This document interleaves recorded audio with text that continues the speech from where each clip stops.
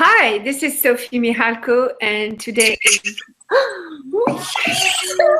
It worked. I knew if I got started that somehow it would like create the space for Gosha to come in. We were having difficulty to get Gosha on. So hi, Gosha. Hey, Sophie. Hi, everybody. Yeah, it's working. I'm so happy. One, two, three, one, two, three, one, two, three. Okay, so today is January 8th, and this is another episode of More Is Please. And I thought we could talk about being uncomfortable today because um, you and I are doing a bars class tomorrow, and there's been a lot of people who said they wanted to come, they were interested, and then there was always that thing that prevented them from either registering or coming, right?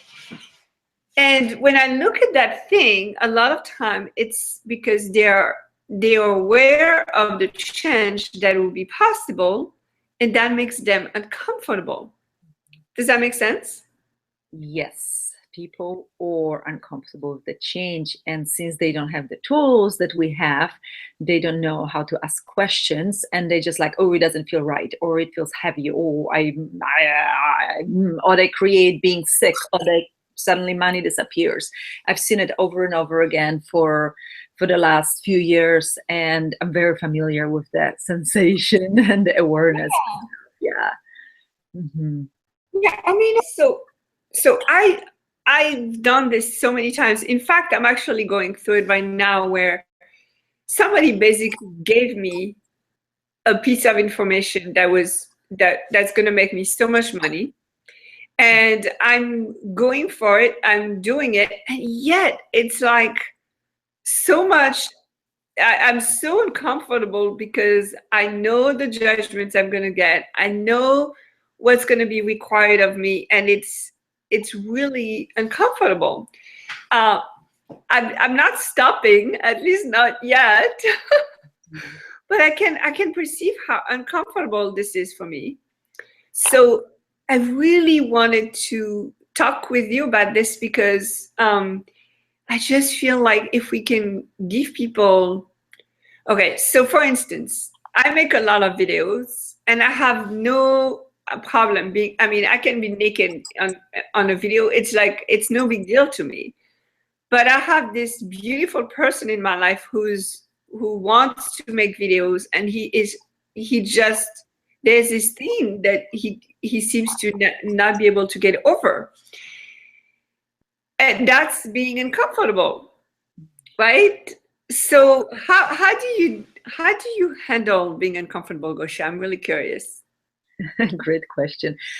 When I'm aware that this is what's going on, I ask different questions, and one of them will always read, at least one of them, usually more than one. So you can ask, so are you aware of what will it create in the future, and will it change the future that you're already creating or created before?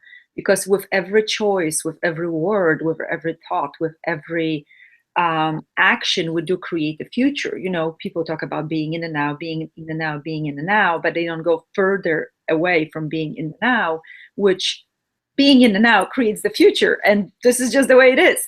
So sometimes we created a certain future based on present actions. Uh-huh. If you're functioning from the past as the reference point and everything is same old, you create a certain future, of course. A certain solidification of the energy that will occur at some point, right? But sometimes we can make a different choice that will completely derail whatever we have been creating so far. And that can freak us out because we are aware of the changes that this will create. And this spooks people out because nobody teaches us the tools about looking into the future. Nobody tells we actually are aware of the future, that we know that what future could bring actually, and what each choice will create. I'm functioning from that awareness of the future 24/7 now, what each choice will create. And I don't even, go to the store without asking, what will it create? If I choose this, will my life be like 5 years from now? Because maybe I need to leave 10 minutes later or tomorrow, and it's so much fun. I started playing with it, like make myself play with it constantly. Even when I look at the map and I see like 2 or 3 possible roads or routes, I look at which one will be lighter. And I've been like having so much fun with this because the one I choose has no traffic always, or like pocket of traffic for 1 minute, and then it's flying, which I know the other ones would probably be a parking lot. So like, what if we could use those tools daily, not only in this big decisions, but small choices as well? And what if we're always aware that this will create something in the future? So if you're freaking out, it's okay. What's the worst thing that will happen? Yeah. It doesn't kill us anymore for showing up. Those times are over when we were burned at stake. So like, and even if they do, oh well. So like, what would it take for us to never stop and never quit anymore? Because before it's like, oh, that's heavy, and stop. Mm-hmm. What makes it heavy? Is it your awareness of the future? Maybe it's not the best choice. Maybe there's another possibility. Keep asking questions. So what is it that he is aware of those videos would create that might feel uncomfortable for a little bit, because maybe it would get him out of the comfort zone, or maybe it will bring out some energy that has been, tucked away somewhere. It will create so much space. If you would be willing to look at something that you're not willing to look at now, like how much will it create? And yeah, maybe you will be a mess for a while. Maybe you will cry or fall apart or old, or I don't know. And like, how much more fun could it be in the future if you would choose that right now? Well, I can pursue that. Okay, so when you were talking, there was an energy that came up that I wanted to address. It's the idea of, you said it may change everything that you're currently creating. And that's where I got the energy that some people are attached to what they currently have. And so maybe this sense of being uncomfortable is because you don't want to let go of what you currently have, right? So you're aware that creating that future will change something right now you have, that you have decided is good, or you have decided is correct, or you have decided is what makes you good or correct. I mean, I am supposed to go to Florence in March to renew my facilitator license. And for a long time, I would just automatically go to facilitator, like no question asked. This is the first year that I actually asked myself, if I go, what will that create? If I don't go, what will that create? And it's amazing how uncomfortable I am with not being a facilitator, and how I've used that as a definition of what's right about me, or what's correct, what's good, what gives me importance, significance. So I have to actually poke and paddle that, because otherwise the what else is possible cannot occur. I cannot see what else is possible. That doesn't mean I don't have to be a facilitator. It's just simply I'm really truly in the question every day now of, well, what if I don't renew my license, and what if I do? And so it's interesting how attached we can be to our current creations. So what if you actually let go of your creations, let go of your definitions, of your labels, titles, and see, when you let go of that, what else can you create? And you don't have to not be that anymore. You can add to it. But what if that changed? There's a woman in Sweden who was a facilitator, and then she decided to run for office. And because she decided to run for office, being a certified facilitator was not helping that. So she dropped the title of certified facilitator, but she still used the tools, and she went for office for a little bit, and then eventually she came back to it. But it's like, okay, so what if there was no right or correct current creation? It's fascinating to me. Fascinating. Last year, I created a whole website. I mean, it was a humongous thing that it took me a month and a half to create. And I told a few people about it, and then there was no energy. And I was like, okay, I'm scratching that. And then I went on and created something else. I spent like 6 weeks on that thing. I spent a lot of money. I just crashed it. Boom, bye, next. How cool.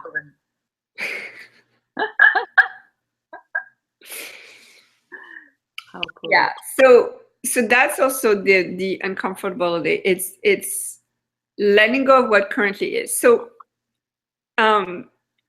let's talk about relationships, because I can perceive that we tend to be attached to our relationships, especially, okay, so there's this idea that as a human being, not necessarily human or humanoid, but just a human being, one of our characteristics is that we have emotions and we create connections with people and we have relationships. And I'm very grateful to Gary, because he told me something one day. He said, it's not because somebody cuts you out of their lives that you have to cut them out of your lives. So let's say, like, my sister for 2 years decided she was not going to talk to me.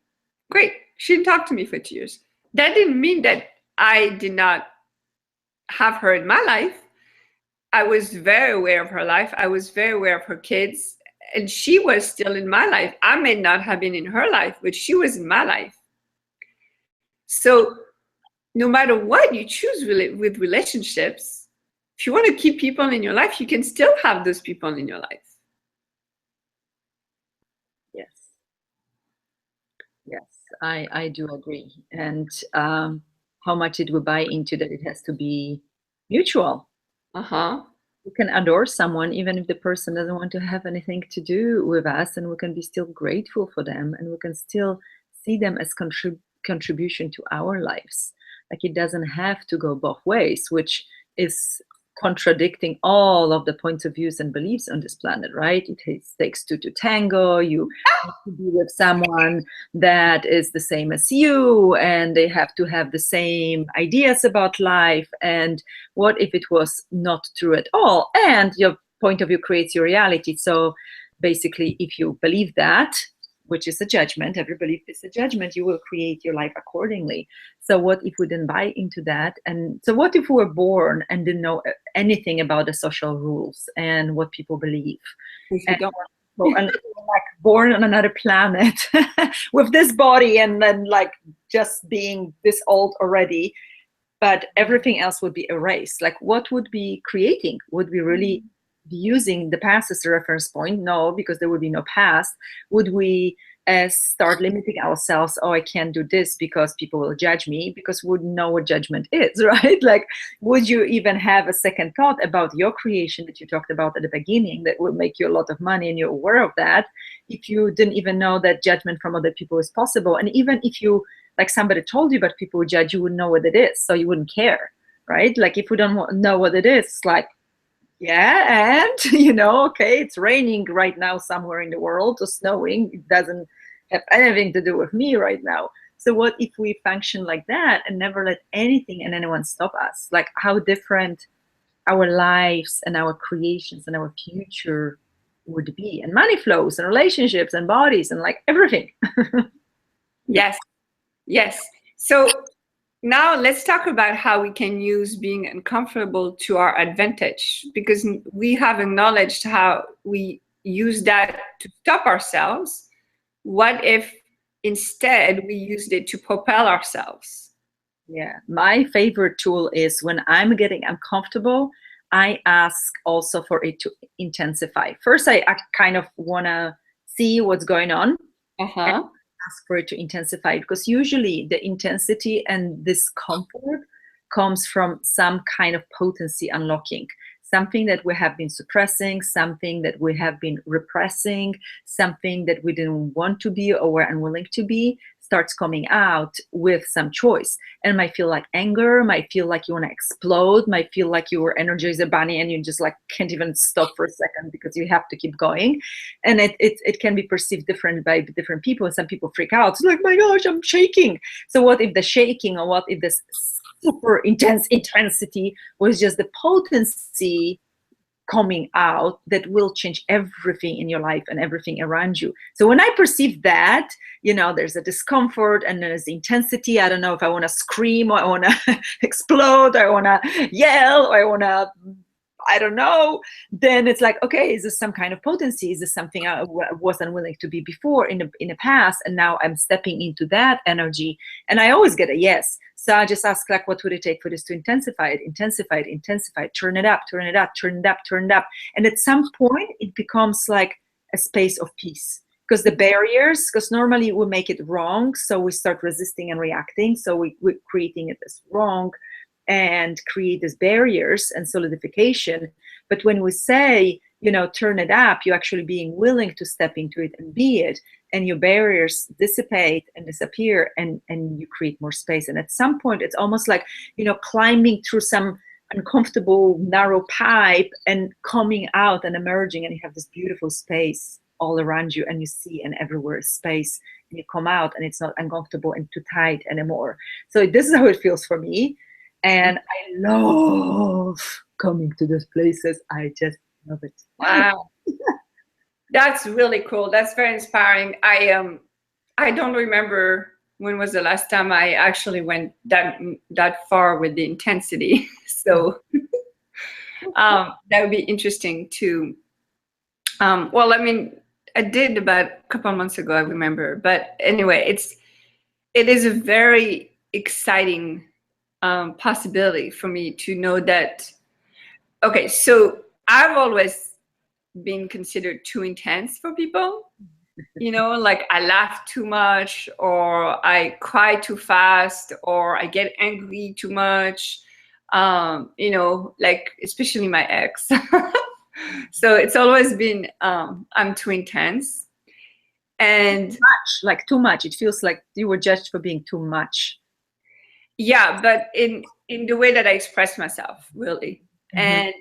And it's interesting because, I was doing stand-up comedy again last year, and I actually hired a coach to coach me a little bit. And she kept telling me that I was not doing it enough, that I was not putting enough intensity. Mm-hmm. So I realized that because I made other people's judgments, points of views solid and significant, I actually turned down my intensity. And in order for me to really be everything that I wanted to be and do everything I wanted to do, I had to turn it up. It was fascinating. So it was like, what if actually being uncomfortable was right? What if being intense was right? I mean, it's not that it's right, but what if it was what was required to create what I wanted to create next? Being a good little girl just does not fit me. It just doesn't work for me. Nope. And for how many years you tried to be good little girl? Wait. Years or something like that. I mean, I'm the kind of person who moved across country, across the United States 3 times without knowing where I was going to live, what I was going to do, and twice with kids. So in my actions, I didn't have a problem doing too much. It was more like in the way that I was expressing myself. And I'm really grateful for that coach, although I ended up crying for like an hour, but I'm really grateful for that coach who was like, more, we need more. And I was like, oh, okay. So, so using being uncomfortable to your advantage will not only, we're talking about like intense emotions, intense being, but it will actually intensify also your creation. So like, I realized that I tend to not post too much on Facebook about the things that I'm creating, because I don't want to bombard people with what I'm doing and creating. But the truth is, everybody else is bombarding them. So if I don't bombard them, they will never see what I'm doing, right? So Yeah, it's like you don't do anything. so so sometimes being uncomfortable, like really getting over my, oh, I don't want to, sell people, or I don't want to intrude people with my stuff. Maybe getting over that is actually going to create what I want to create. Maybe. Maybe. And it's not that I have to do it the same way every time either. Gosha and I, we're creating a class tomorrow, and and it's funny because most of the people who are coming to the class actually don't know us yet, or have barely met us. So it's very interesting to me how often I will go and like talk to like these people about something, and then these people will come because they'll pick up on that energy, even though the people I talk to, they're not going to choose it. But the people that I didn't talk to, because they picked up on the energy I was creating, they're going to come. So it's fascinating, and it definitely generates a lot more when I'm willing to be uncomfortable. Yes. Yesterday I had a big day. I couldn't even make it to call you because they were releasing the book where I wrote. That's right. Yeah, it was 19 authors, and I was one of them, and it was a big buzz all over, social media, and the energy was so intense, like you said, that I had to like be really aware of the intensity. And at the same time, I felt so energized. In the evening, I literally was like running in one place because I had to release some of this energy. I felt like I'm going to explode. And at the same time, I had 3 new clients showing up, like out of nowhere. Somebody said somebody in that day. I got some invitation to Telesummit. I got somebody wants to host my class. Like all these things started showing up in that intensity. So thank you for saying to intensify your discomfort, but you can also intensify your creation. Because how much more are we willing to receive in that intensity? The intensity and the discomfort can be just our new playground for possibilities. And what is this uncomfortable now will be like totally normal for us and kind of boring and lame in the future, right? And will require and ask for more intensity. And what if there was absolutely no wrongness in any kind of intensity? Because sometimes the intensity feels really almost painful. It feels like you're gonna die. And what if that was not wrong either, and you ask to intensify that because there is somewhere you resist that. So what if you're willing, and what is it that people are so scared of discomfort? Like for centuries, we as like species have been uncomfortable. We didn't have, shelters, and we were living very basic lifestyles. Everything was like bare necessities and bare minimum.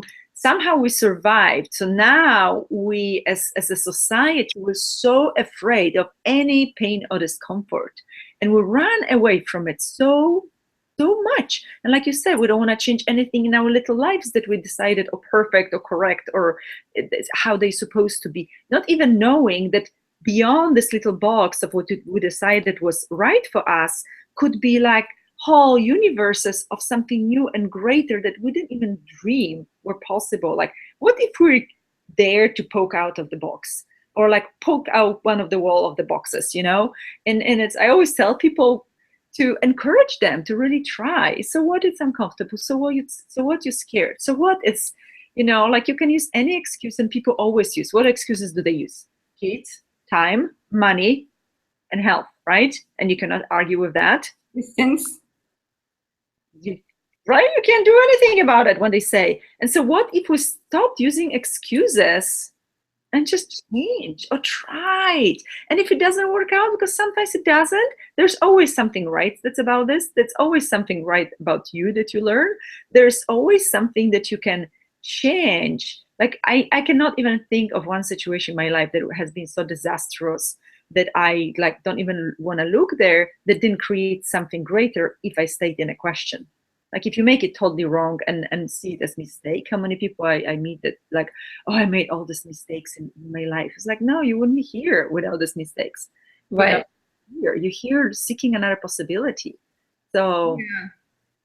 So the other thing about being uncomfortable is that it's a very good sign that you're creating something new when you're uncomfortable, because if it was comfortable, then you would only be repeating what you already know.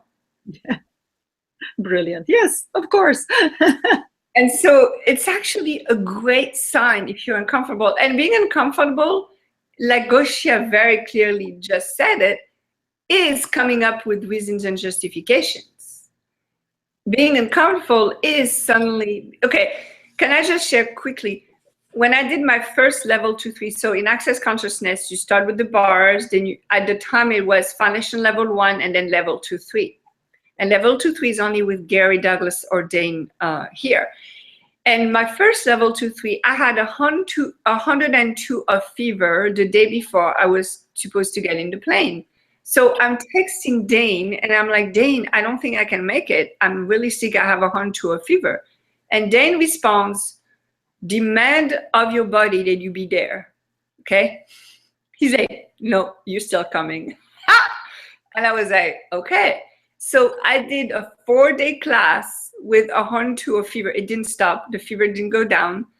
I did a whole 4-day class with 102 of fever, but I'm so grateful I did it because it changed everything for me. That's when I started perceiving energy. That's when I started really getting what Access and Gary and Dane were all about.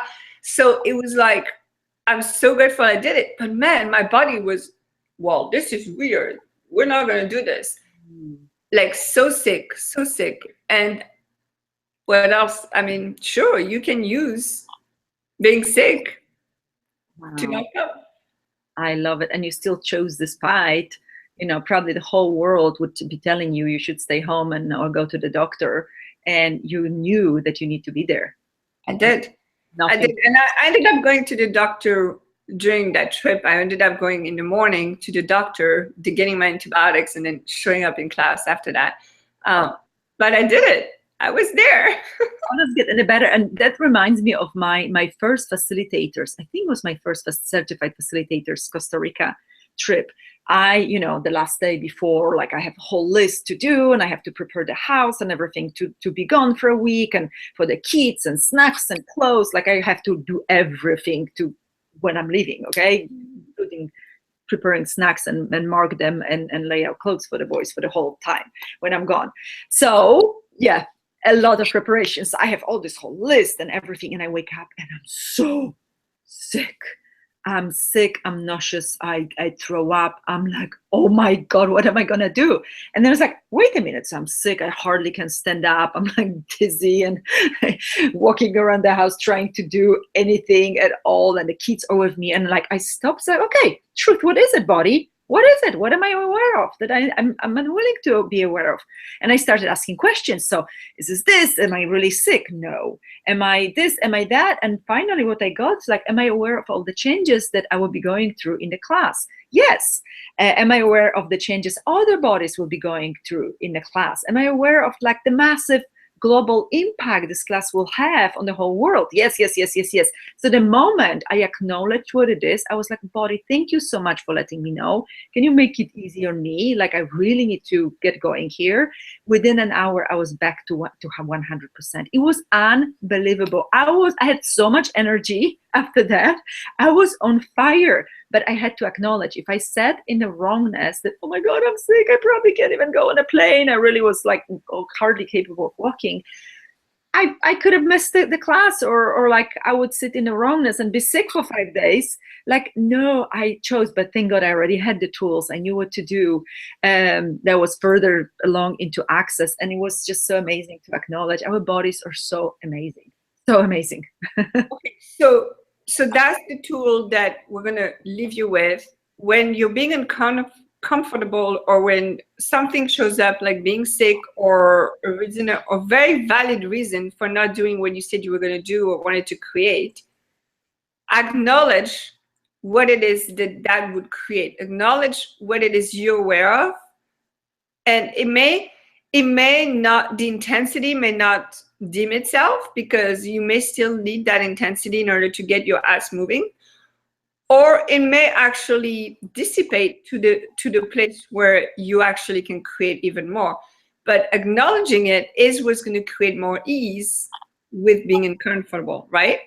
Yeah, absolutely. And a good question to ask is as well, am I aware of some changes, or truth, is my body changing? I love this one, because sometimes body goes through like rather dynamic changes that feels like sickness or disease, but it's really not, because every time it occurs for me, when I ask, am I actually sick? Like, I don't get that we get sick at this point, like as humanoid, what we've done, all the energy work, all the body classes, advanced body class, we don't get sick anymore. It's just changes. The body is going through some dynamic change that might look like something that somebody would run to the doctor with.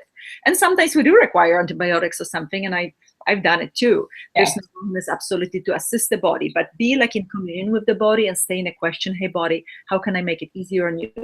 I know you're going through some changes. You want me to drink more water or stop eating, or you want me to go for a run or go to the beach? Like, we can actually assist our body if it's changing and giving us some information, because bodies give us information all the time. And the discomfort and the fear and the sudden, you wake up sick the day of the class might be that, just that. So our bodies can be in the future too. So they can be aware of something in the future.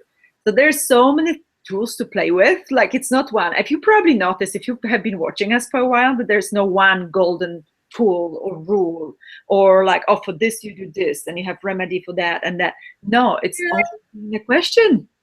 Well, exactly. I was going to say the one tool that you can always rely on is asking questions. Yes, and stay aware of what is that, of course. But it's not like for headache, use this and that, which sometimes it works, Actually, Susanna Mittermeier one day told me something very cool. She said, well, what if actually you didn't have to ask questions?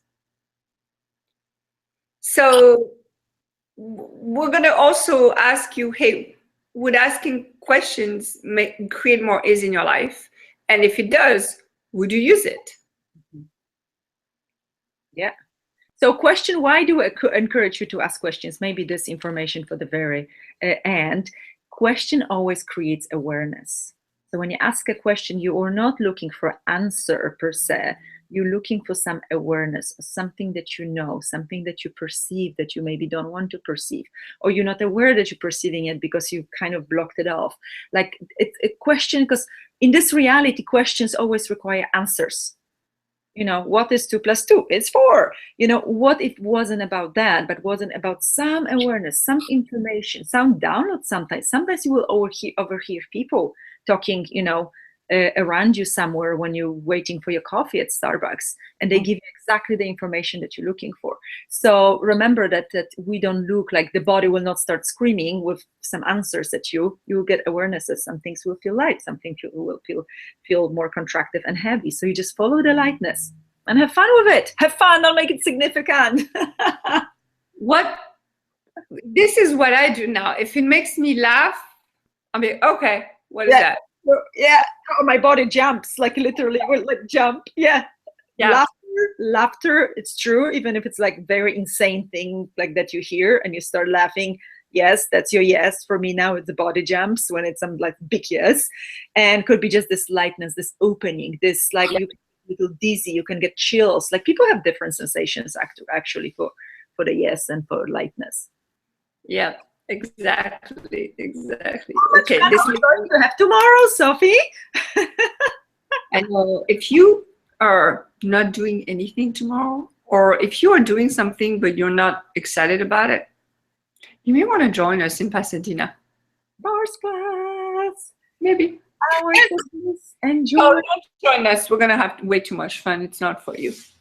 No, stay miserable in your discomfort and intensity.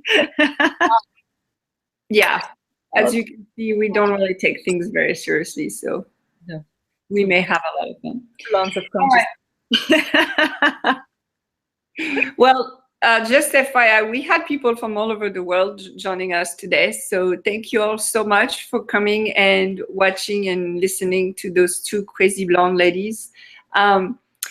We hope you enjoyed. And there are other episodes of More Is Please that you can catch up on the YouTube channel. And if you like this, please share it with your friends. We'd love to have even more of you, because who you be contributes to us as well. And thank you, Gosia. That was awesome, as usual. Sophie, that was awesome. I'm so looking forward to seeing you tomorrow morning. Me too. Me too. Honey, have a lovely day, everyone. Bye.